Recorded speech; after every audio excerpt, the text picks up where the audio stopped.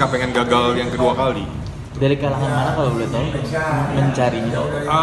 Saya kalangan mana aja sih, yang penting kita bisa sama-sama saling mensupport, ya, bisa sama-sama saling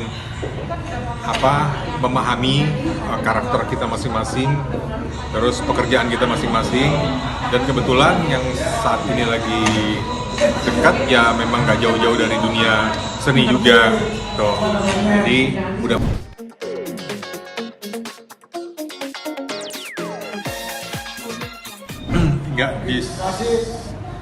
Jadi gini, nggak di setiap dekade itu muncul penyanyi anak-anak yang memang membawakan lagu khusus untuk anak-anak. Menurut saya puncaknya itu terjadi udah puluhan tahun yang lampau. Di dekade saya dulu, waktu saya masih anak-anak, itu ada Adi, Cica, Iramaya Solfa, Diana Papilaya, Joan Tanamal, dan yang lain-lain. Habis itu kosong, gitu, sampai muncul generasinya artis Monica, lalu Joshua, Tina Tun, Trio Kwek Kwek, Melissa, dan yang sejawatnya lah, teman-temannya. Tapi habis itu hilang lagi gitu. Jadi hangat-hangat tai ayamnya itu bener-bener yang lama gitu loh. Dan kebanyakan anak-anak itu dipaksa menyanyi lagu-lagu dewasa. Tuh, jadi perkembangan dunia musik khusus untuk anak-anak itu buat saya sangat memprihatinkan. Jadi ketika kita mendengar dan melihat anak-anak dipaksa untuk menyanyikan lagu-lagu orang dewasa, itu sebetulnya tidak baik bagi pertumbuhan jiwa mereka. Karakter mereka tumbuh menjadi tidak sesuai dengan perkembangan usianya gitu. Nah itu sampai sekarang pun itu masih terjadi. Kalau kita lihat di sosial media, kebanyakan anak-anak ya nyanyinya lagu-lagu dewasa karena memang tidak ada contoh lagu anak-anak yang memang bisa dinyanyikan oleh anak-anak seusia mereka, di mana mereka itu harusnya masih bermain, ya kan, berbicara tentang keindahan alam, berbicara tentang kelucuan hewan-hewan peliharaan mereka, gitu. Atau hal-hal yang bersifat yang inilah, pokoknya bukan yang non cinta-cintaan lah, seperti itu. Nah itu sampai sekarang belum saya temui lagi. Jadi jeda antara generasi Joshua dan kawan-kawan ke sekarang ini udah lama banget, udah hampir 20 tahunan, dan belum ada lagi generasi penerusnya. Mungkin kalau dibilang seberapa suka sih Mas Krisna dengan anak-anak sendiri? Saya sangat menggemari anak-anak gitu. Makanya saya support banget hari ini ada seorang penyanyi cilik ya, Cinta Maharani, yang memang mengeluarkan single itu sesuai dengan umurnya. Lirik lagunya itu sesuai dengan umurnya gitu. Lagunya juga, dan apalagi di backup dengan video klipnya dengan seorang pelawak kawakan ya, Mas Ginanjar. Dan itu mengingatkan kita pada 2 dekade yang lalu, di mana kalau ada anak-anak yang muncul tuh pasti di backup sama penyanyi anak-anak yang muncul pasti di backup sama pelawak-pelawak gitu, supaya video klip itu lebih fun gitu. Nah ini sekarang terjadi lagi, jadi saya berharap ini bisa menjadi satu inspirasi buat anak-anak yang lainnya yang ingin berprofesi sebagai penyanyi cilik ya, bahwa penyanyi cilik itu memang harus sesuai dengan usia dari segi penampilan ya, dan danannya terutama nih, jangan ditua-tuain ya, tiba-tiba pakai make up yang menor gitu, pakai baju yang diseksi-seksiin dan sebagainya, itu belum waktunya seperti itu. Jadi nggak bagus buat perkembangan jiwa si anak itu sendiri. Jadi mudah-mudahan dengan munculnya Cinta Maharani ini bisa dijadikan contoh, dijadikan inspirasi buat calon-calon penyanyi. Mas Krisna mungkin boleh update sedikit tentang Mas Krisna. Infonya mau menikah. Waduh. Seperti apa Mas Krisna? Enggak lah, saya belum. Masih jauh gitu, belum bisa ngomong banyak, tapi masih jauh lah, masih jauh. Artinya ada rencana baik untuk kesana ya Mas?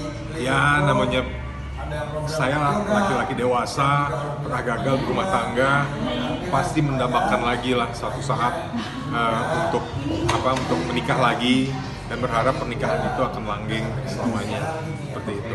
Mungkin di taraf usia yang saat ini nyari istri yang maunya seperti apa sih mungkin Mas Krisna? Ya yang udah nggak neko-neko lah, ya yang udah nggak memikirkan hanya duniawi, tapi memikirkan akhiratnya juga gitu.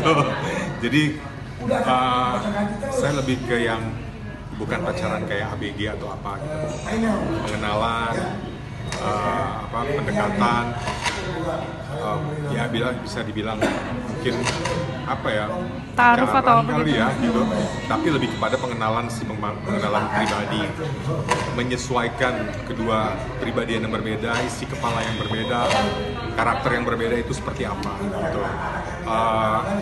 Nah jadi lebih ke yang sekarang ini lebih nggak yang kayak dulu gitu loh. Kalau dulu itu kan bawaannya ya namanya masih muda ya, masih yuk kita ini yuk, pergi ke sana gitu loh.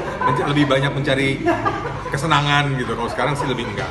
Artinya lebih sulit nggak kalau mencari sosok istri yang sekarang ini? Saya apa ya, mengalir aja sih gitu, mengalir aja, nggak yang desperate banget gitu. Gue lagi cari jodoh nih, tolong cariin gue dong, nggak yang sampai kayak gitu gitu. Jadi kalau memang misalnya ada, ya alhamdulillah. Kalau nggak ada pun, ya bukan berarti saya jadi yang harus frustasi atau gimana gitu. Kalau udah ada atau belum? Mendekati, ya mendekati. Lagi penjajakan. Targetnya tahun ini atau tahun-tahun? Nggak ada target lah. Kelarin pandemik dulu nih. Udah ada obrolan dan mungkin kelihatan nih kayaknya bisa untuk jadi sosok seorang istri ini layak nih. Masih jauh sih gitu. Namanya juga masih penjajakan, masih PDKT gitu kan. Belum yang sampai sejauh itu gitu loh. Tapi kalau nggak mulai, nggak dicoba, ya kita nggak akan pernah tahu kan sosok yang sekarang lagi saya dekat dengan saya ini seperti apa. Tapi lebih selektif lagi gitu Bang. Pastinya kan nggak pengen gagal yang kedua kali. Dari kalangan mana kalau boleh tahu mencarinya? Saya kalangan mana aja sih, yang penting kita bisa sama-sama saling mensupport, ya bisa sama-sama saling memahami karakter kita masing-masing, terus pekerjaan kita masing-masing, dan kebetulan yang saat ini lagi dekat ya memang gak jauh-jauh dari dunia seni juga tuh. Jadi mudah-mudahan lah bisa lebih jauh lagi pengenalannya, jadi bisa lebih dekat. Artinya mungkin masyarakat juga kenal nih sebenarnya sama sosoknya. Nggak tahu saya. Yang pasti bukan yang selebritis terkenal yang mudah dibicarakan banyak orang, bukan kayak gitu. Tapi udah go public ya Bang? Enggak juga sih, maksudnya belum banyak yang tahu juga gitu. 1-2 orang aja, pas kebetulan kemarin itu pas lagi ada dianya, pas lagi ada teman-teman wartawan nanya gitu. Sudah, saya jawab aja sebagaimana adanya. Tapi pendekatan itu kalau betul udah berapa lama Bang? Belum lama juga, belum lama. Karena kan ketemunya itu pas masa pandemik ini gitu. Oh, baru kenal. Sebetulnya kita udah tahunya udah lama gitu, tapi dekatnya itu baru ya beberapa bulan belakangan ini. Karena kita sama-sama di sebuah organisasi nirlaba untuk pemberdayaan perempuan. Nah dari situ kita punya istilahnya tujuan yang sama. Tuh, lebih lancar lagi jadi ngobrolnya gitu. Kalau dulu kan cuma sekedar kenal-kenal begitu aja. Apa mungkin yang membuat Mas Krisna kayaknya oke deh boleh deh dicoba dulu kita? Pertimbangan apa mungkin? Sosok ini seperti apa? Yang pertama, kita kedekatan secara hati gitu loh. Kalau ngobrolnya udah klik kan enak berarti, ya kan? Bisa ngobrol apa aja gitu, saling pengertian gitu. Jadi misalnya saya tuh butuh temen yang bukan cuman saya yang dengerin aja, tapi saya juga butuh didengerin gitu. Ya kan? Kadang kan orang tuh suka egois, maunya itu didengerin aja, tapi untuk mendengarkan tuh nggak mau gitu. Nah ini sosok yang saya cari selama ini. Nah ini dia ini ya menurut saya lumayan mau mendengarkan saya gitu. Dan kita sama-sama saling banyak berbicara tentang hal-hal yang bersifat lebih ke pribadi. Nah jadi dari situ saya merasa ini kayaknya ada kecocokan ini, tapi belum bicara yang panjang lebar dan sebagainya. Yuk kita pacaran atau apa. Kecocokannya mungkin udah 80% kan? Kenapa?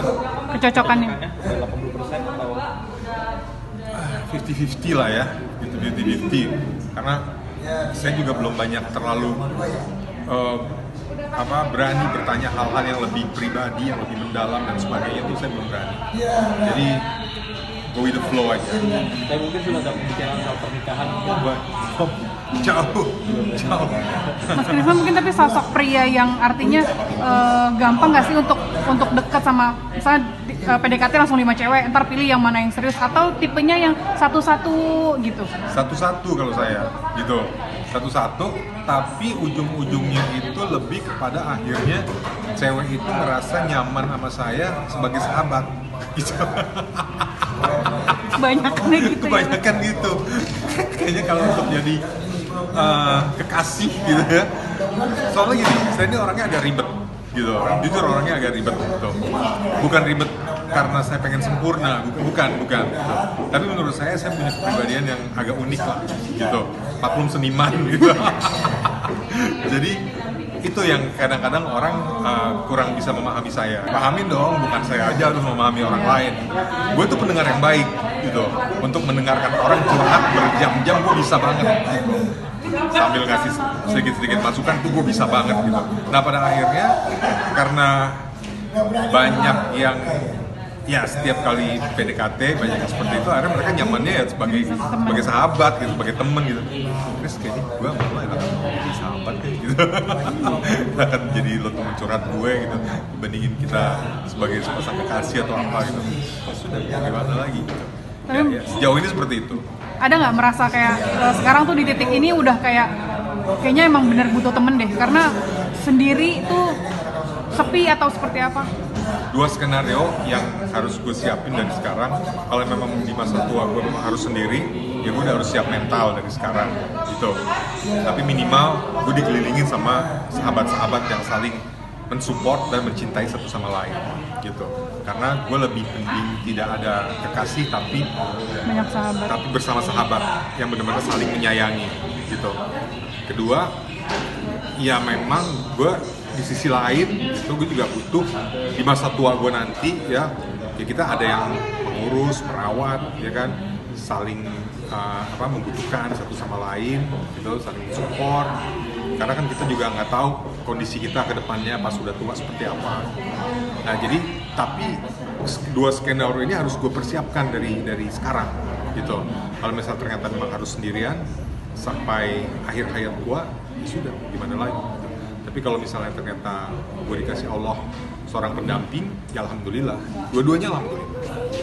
Mas, tapi pernah nggak mungkin punya pengalaman sedang dekat sama wanita tapi ternyata di ujung-ujungnya orang ini bisa dibilang nggak tulus atau mungkin ada matre atau seperti apa?